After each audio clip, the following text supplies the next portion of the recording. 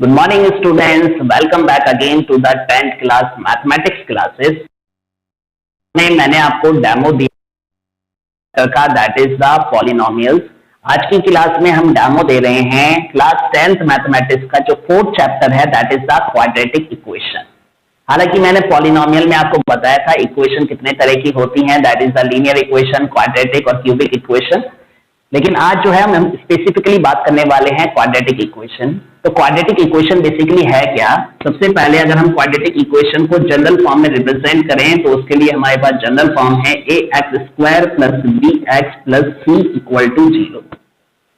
तो ये हमारी क्वाड्रेटिक इक्वेशन की जनरल फॉर्म है, that is the general form of quadratic equation.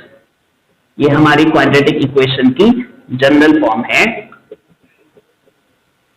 दूसरे वर्ड्स में कहें तो क्वाड्रेटिक इक्वेशन एक ऐसी इक्वेशन है जिसकी डिग्री जो है वो 2 होती है। तो अगर हम यहां पर इस इक्वेशन को देखें, यहां जो है इस इक्वेशन की डिग्री 2 है और डिग्री का मीन्स क्या होता है, उस इक्वेशन में x की जो हाईएस्ट पावर होती है दैट इज इस डिग्री। तो अगर हम यहाँ x देखें तो यहाँ x की पावर 1 है और यहाँ x की पावर 2 है, तो हाईएस्ट पावर 2 है, इसलिए इस इक्वेशन की डिग्री 2 है और जिस इक्वेशन की डिग्री 2 होती है that is known as the quadratic equation.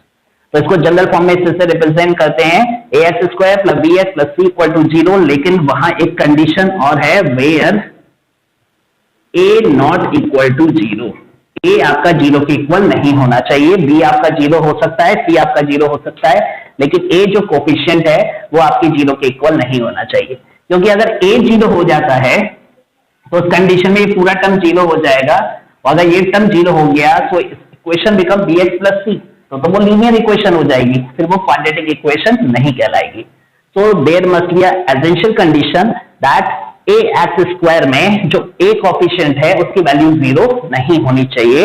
इसके अलावा जितने भी इसके कोफिशिएंट है b और c वो 0 हो भी सकते हैं और नहीं भी हो सकते।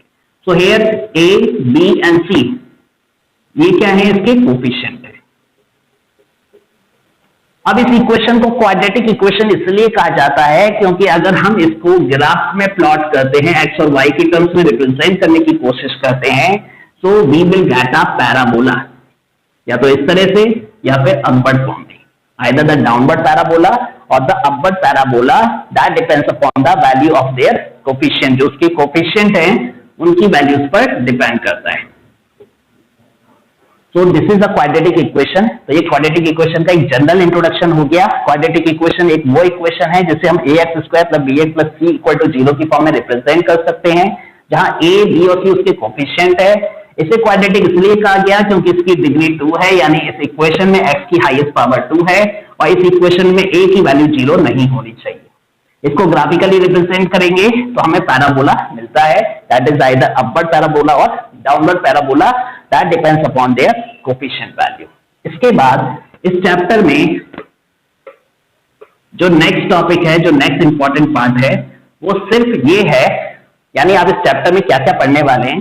इस चैप्टर में सबसे पहले आपको कुछ वर्ड प्रॉब्लम्स दी गई हैं, उन वर्ड प्रॉब्लम्स को आपको रिप्रेजेंट करना है। So word problems representation in equation form, in quadratic equation. आपको वर्ड प्रॉब्लम्स को क्वाड्रेटिक इक्वेशन में रिप्रेजेंट करना है।